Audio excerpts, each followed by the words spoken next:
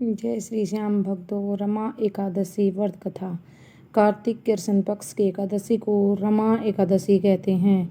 धर्मराज युधिष्ठिर कहने लगे कि हे भगवान, कार्तिक कृष्ण एकादशी का क्या नाम है, इसकी विधि क्या है, इसके करने से क्या फल मिलता है, सो आप विस्तार पूर्वक बताइए। भगवान श्री कृष्ण बोले कि कार्तिक कृष्ण पक्ष की एकादशी का नाम रमा है। यह बड़े बड़े पापों का नाश करने वाली है।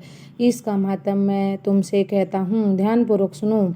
हे राजन, प्राचीन काल में मुचुकुंद नाम का एक राजा था। उसकी इंद्र के साथ मित्रता थी और साथ ही यम, कुबेर, वरुण और विभीषण भी उसके मित्र थे। यह राजा बड़ा धर्मात्मा, विष्णु भक्त और न्याय के साथ राज करता था। उस राजा की एक कन्या थी जिसका नाम चंद्रभागा था। उस कन्या का विवाह चंद्रसेन के पुत्र शोभन के साथ हुआ था।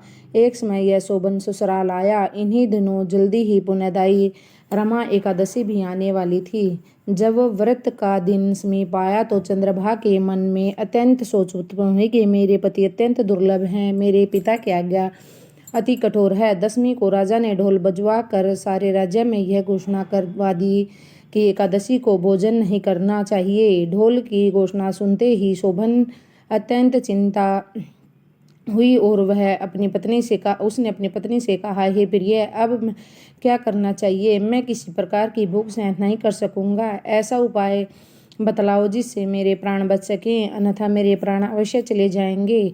चंद्रभागा कहने लगी, हे स्वामी, मेरे पिता के राज में एकादशी के दिन कोई भी भोजन नहीं करता।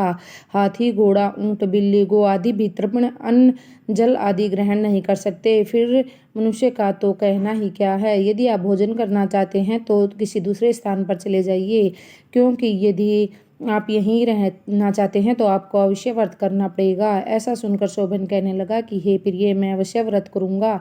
जो भाग्य में है वह देखा जाएगा। धर्मराज युधिष्ठिर द्वारा कार्तिक कृष्ण पक्ष एकादशी का नाम, इसी विधि, इस फल कैसे मिलता है, यह विस्तार पूर्वक बताइए। ऐसा पूछने पर भगवान श्री कृष्ण बोले कि कार्तिक पक्ष की एकादशी का नाम रमा है। यह बड़े बड़े पापों का नाश करने वाली है। इस प्रकार से विचार कर शोभन ने व्रत रख लिया और वह भूख व प्यास से अत्यंत पीड़ित होने लगा। जब सूर्य नारायण अस्त हो गए तो रात्रि को जागरण का समय आया तो वैष्णवों को अत्यंत हर्ष देने वाला था, परंतु शोभन के लिए दुखदायी हुआ। प्रातः काल होते ही शोभन के प्राण निकल गए।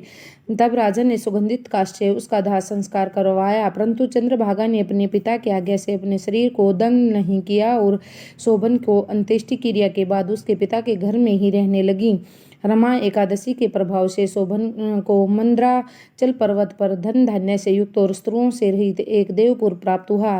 वह अत्यंत सुंदर रत्न और वधुमणीय जटिल स्वर्ण के खंभों पर निर्मित अनेक प्रकार की स्फटिक मणियों से सुशोभित भवन में बहुमूल्य वस्त्राभूषणों व छत्र व चवर से विभूषित गंधर्व और अप्सराओं से युक्त सिंहासन पर आरूढ़ ऐसा शोभायमान होता मानो दूसरा इंद्र विराजमान है।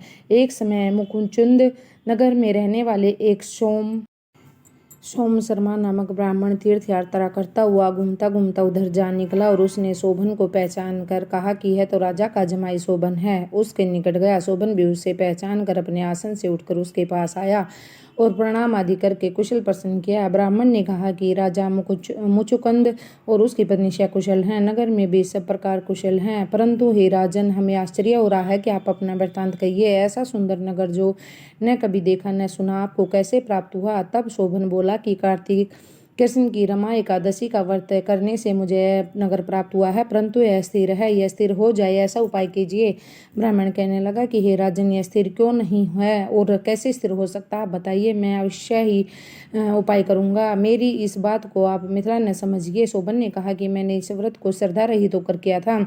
यह सब कुछ अस्थिर है। यदि आप मुकुंद की कन्या चंद्रभागा को ऐसा वृत्तांत कहे और तो वह स्थिर हो सकता है। ऐसा सुनकर उस श्रेष्ठ ब्राह्मण ने अपने नगर लौटकर चंद्रभागा से वृत्तांत कहा। ब्राह्मण के वचन सुनकर चंद्रभागा बड़ी प्रसन्नता से ब्राह्मण से कहने लगी कि हे ब्राह्मण, यह सब आप बातें अपने प्रत्यक्ष देखे हैं या सुर पर ही कर रहे हैं। ब्राह्मण कहने लगा कि हे पुत्री, मैंने महावन में तुम्हारे पति को प्रत्यक्ष देखा है, साथ ही किसी से विजय न हो ऐसा देवताओं के नगर के समान उस नगर को भी देखा। उन्होंने भी यह कहा कि यह स्थिर नहीं है, जिस प्रकार वह स्थिर रह सके उसका उपाय करना चाहिए। चंद्रभागा कहने लगी, हे विप्र, तुम मुझे वहाँ ले चलो जहाँ मुझे पतिदेव के दर्शन की तीव्र लालसा है। मैं अपने किए हुए पुण्य से उस नगर को स्थिर बना दूंगी। आप ऐसा कार्य कीजिए जिससे हमारा संयोग हो, क्योंकि वियोगों को तो मिला देना महान पुण्य है। सोम शर्मा यह बात सुनकर चंद्रभागा को लेकर मंदराचल पर्वत के समीप वामदेव ऋषि के आश्रम पर गया। वामदेव जी ने सारी बात सुनकर वेद मंत्रों के उच्चारण से चंद्रभागा का अभिषेक कर दिया। तब ऋषि के मंत्र के प्रभाव और एकादशी के व्रत से चंद्रभागा का शरीर दिव्य हो गया और वह दिव्य गति को प्राप्त हुआ। इसके बाद बड़ी प्रसन्नता के साथ अपने पति के निकट गई। अपनी प्रिय पत्नी को आते देखकर शोभनवती प्रसन्न हुआ और उसे बुलाकर अपनी बाईं तरफ बिठा लिया। चंद्रभागा कहने लगी कि हे प्राणनाथ, मेरे पुण्य को ग्रहण कीजिए। अपने पिता के घर जब मैं 8 वर्ष की थी तब से विधि पूर्वक एकादशी के व्रत को श्रद्धापूर्वक करती आ रही हूँ। इस पुण्य के प्रताप से आपका यह नगर स्थिर हो जाएगा तथा समस्त कर्मों से युक्त होकर प्रलय अंत तक रहे। इस प्रकार चंद्रभागा के दिव्य आभूषणों और वस्त्रों से सुशोभित होकर उसने अपने पति के साथ आनंदपूर्वक रहने लगी। हे राजन, मैंने एकादशी का मातम कहा है। जो मनुष्य इस व्रत को करते हैं उन्हें ब्रह्मा इत्यादि समस्त पाप नष्ट हो जाते हैं। कृष्ण पक्ष और शुक्ल पक्ष दोनों की एकादशी एक समान है, इसमें कोई भेदभाव नहीं है, दोनों एक समान फल देते हैं। जो मनुष्य इस मातम को पढ़ते सुनते हैं समस्त पापों से छूटकर विष्णु लोक को प्राप्त हो जाते हैं।